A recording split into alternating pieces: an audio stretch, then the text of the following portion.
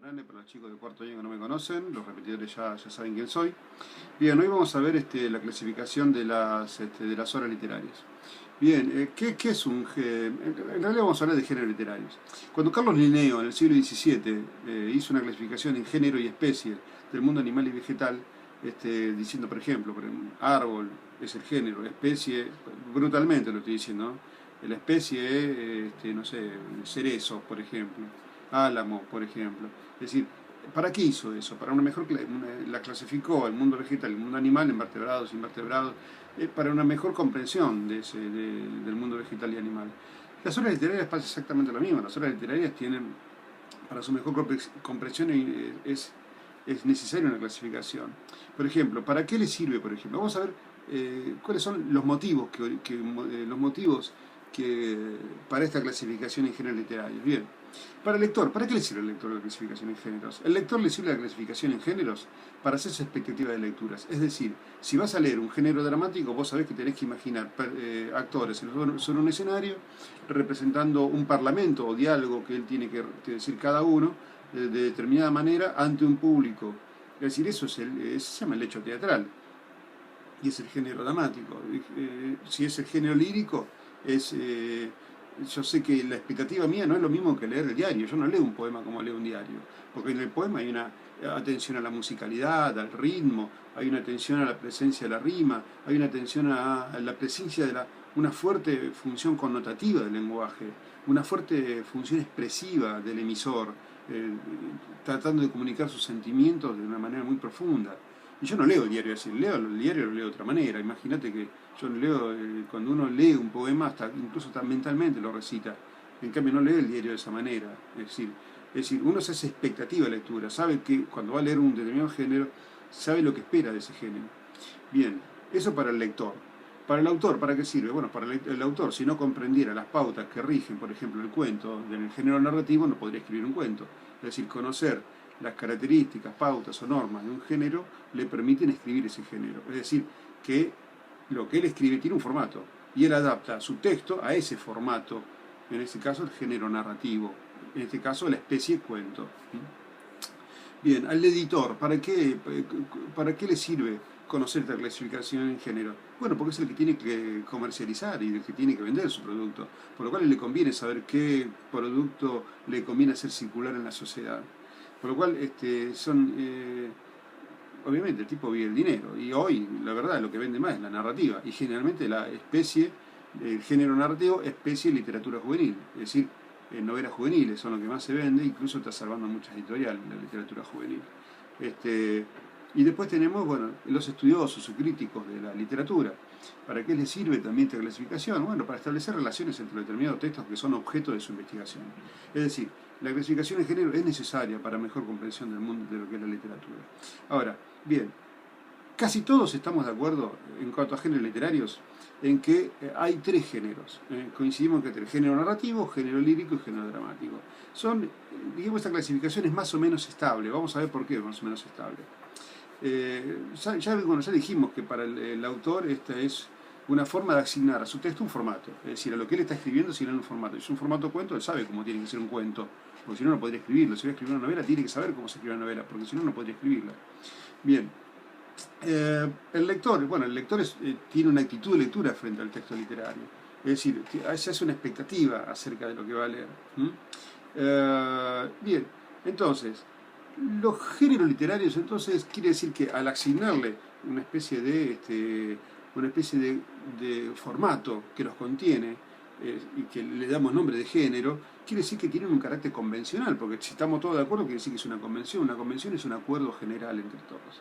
Es decir, tiene un carácter convencional. Estamos todos de acuerdo que tienen determinada cantidad de género, determinada cantidad de características que lo convierten en ese género literario.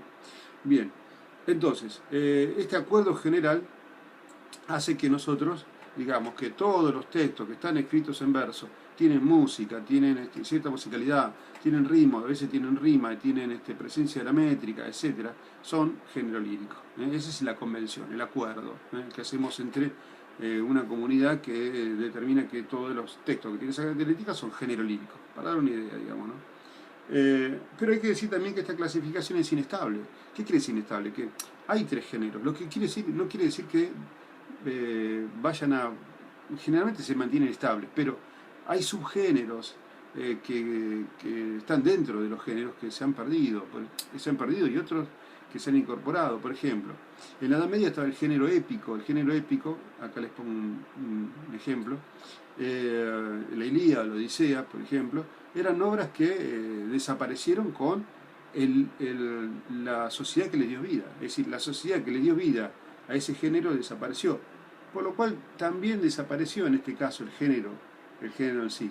¿Por qué? Porque no podemos separar el género literario de su marco heterotextual, porque cada género literario nace en un contexto social. Es una especie de necesidad social de la existencia de ese género.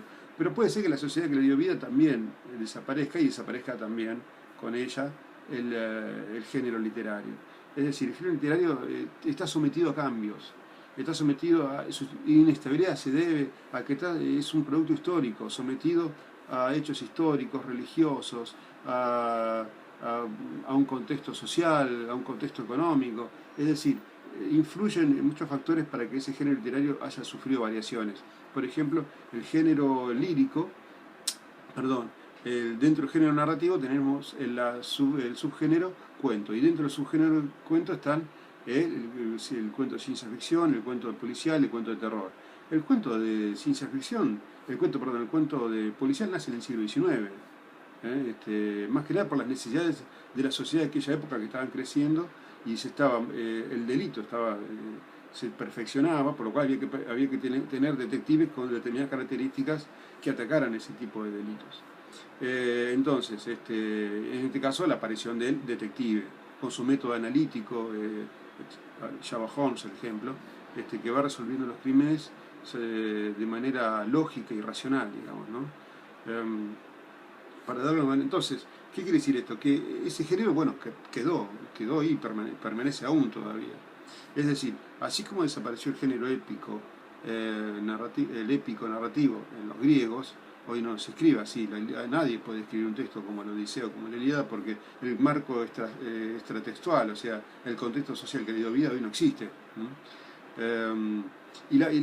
Por ejemplo, como la fotocopia dice, el ejemplo de la novela medieval no es la misma novela de hoy, es decir, cambiaron, estuvo sometida a muchos contextos históricos, políticos, religiosos, económicos, culturales, es decir, que hizo que variara el formato novela. Entonces, espero que haya sido claro. La clasificación en géneros literarios es inestable, sirve para, bueno, ya dijimos para qué sirve, para el autor, para el lector, para el editor y para los críticos. Hablamos de que los géneros son convenciones, conjunto de obras que tienen rasgos comunes, y hablamos acerca de la inestabilidad de esta clasificación en géneros literarios.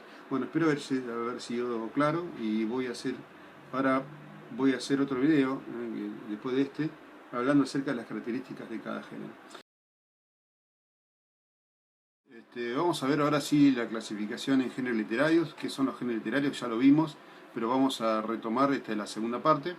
Ya dijimos que los géneros literarios son conjuntos de textos que tienen características comunes y que se agrupan dentro de un determinado formato, en este caso género lírico, narrativo y dramático, es decir, esos formatos que se le asignan al texto literario.